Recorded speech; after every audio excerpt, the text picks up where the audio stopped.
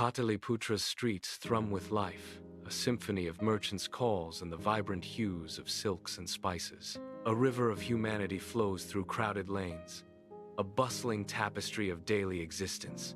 Amidst the vibrant chaos, Chanakya, a thin scholar, moves with silent purpose, his sharp eyes missing nothing. His intense gaze, calculating and discerning, absorbs every detail of the bustling street, a hidden observer, unnoticed by the throng. Chanakya remains a man of quiet contemplation, a mind at work in the heart of the city. The opulent Nanda court buzzes with hushed whispers, a sea of courtiers and the rustle of soldiers' armor filling the air. The Nanda king, a figure of lavish silk and gold, reclines on his throne, radiating an aura of undeniable arrogance. Chanakya stands before him, a study in humility, yet his gaze remains unwavering, a silent challenge in his eyes. The king dismisses Chanakya's wisdom with a sneer, his voice dripping with mockery as he belittles Chanakya's appearance. With a dismissive wave of his hand, the king orders Chanakya's immediate expulsion from the grand court. Chanakya, though humbled, maintains his composed demeanor, his unwavering spirit unbroken by the king's contempt. Two stern guards roughly escort Chanakya from the Grand Nanda Palace, pushing him to the dusty ground. Chanakya's robes stir dust as he falls, yet his stoic gaze remains fixed on the imposing palace entrance. With calm resolve, Chanakya plucks a single blade of grass from the earth, his eyes burning with silent defiance. His fingers move with deliberate precision, tying the blade of grass into a tight, intricate knot. A chilling vow escapes his lips, echoing his unyielding determination. I will not untie this until I uproot your empire. Under the scorching sun, the dusty village square becomes an arena for a heated debate among the village elders. Young Chandragupta Maurya stands fearlessly before them, his posture radiating an unyielding resolve. He articulates his grand vision with a conviction that defies his tender years, speaking of kingdoms. His words paint a vivid picture of a vast empire, far beyond the confines of their humble village. From a distance, Chanakya observes, a flicker of profound interest igniting in his discerning eyes.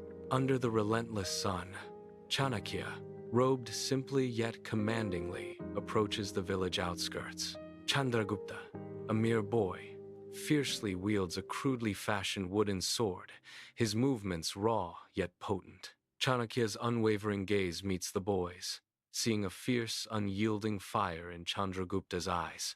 Chanakya's voice cuts through the dusty air.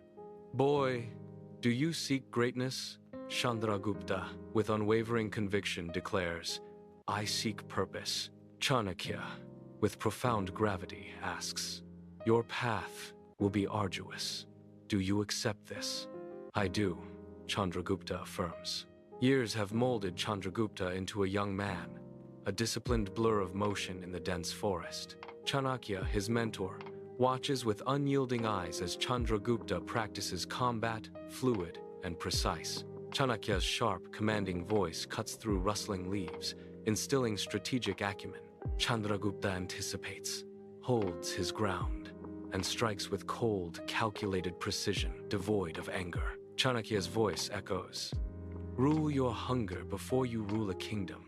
In the deep forest, the campfire's flickering flames cast dancing shadows, painting an eerie tableau around Chanakya and Chandragupta. The cool night air hums with the distant, unseen sounds of the wilderness, a wild symphony surrounding them. Chandragupta, his brow deeply furrowed with impatience, turns to Chanakya, his gaze burning with a question. His voice, sharp with urgency, cuts through the night.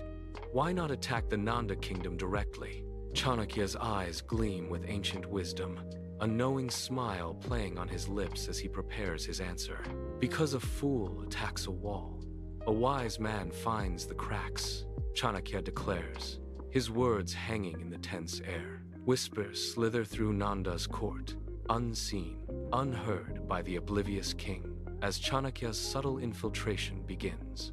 Secret alliances are forged in shadow, binding neighboring kingdoms against Nanda with unseen threads of power. Chanakya's network of spies, like silent specters, tirelessly sows seeds of doubt and discontent within enemy ranks. The Nanda king remains blissfully unaware, as a silent storm brews, poised to shatter his kingdom from within. Chanakya, cloaked and his face partially obscured, stands before a powerful, bearded king. The king's initial expression is one of skepticism, his eyes narrowed in doubt.